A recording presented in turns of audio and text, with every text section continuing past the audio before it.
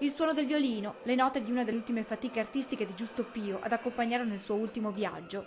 Così Castelfranco ha salutato il grande maestro, musicista e compositore che se n'è andato a 91 anni.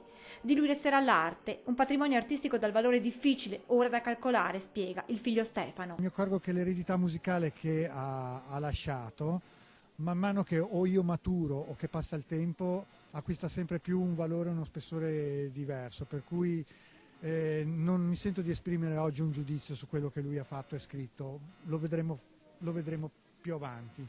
Durante l'omelia è stato ricordato Giusto Pio come artista e come uomo. Giusto Pio ha suonato con perizia le corde del suo violino, ma ha saputo muoverne anche altre, quelle dell'animo della gente. Tra la folla Donatella Rettore, da anni amica di Giusto Pio, e Franco Battiato, con il quale il musicista trevigiano aveva lavorato per molti anni, dando vita a grandi successi che portarono i due artisti a suonare in Vaticano di fronte a Giovanni Paolo II. Un incontro che segnò la vita di Pio, al punto che per la sua morte chiese un feretro semplice come quello del pontefice. Una fede profonda che lo ha accompagnato per tutta la vita.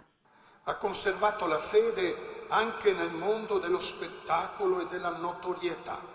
Vengono poi ricordati due brani scritti da Giusto Pio, Clandestino e Accoglienza, che mai come oggi assumono un significato ancora più profondo. Ha precorso i tempi di 30 anni circa e ha precorso i grossi problemi di oggi.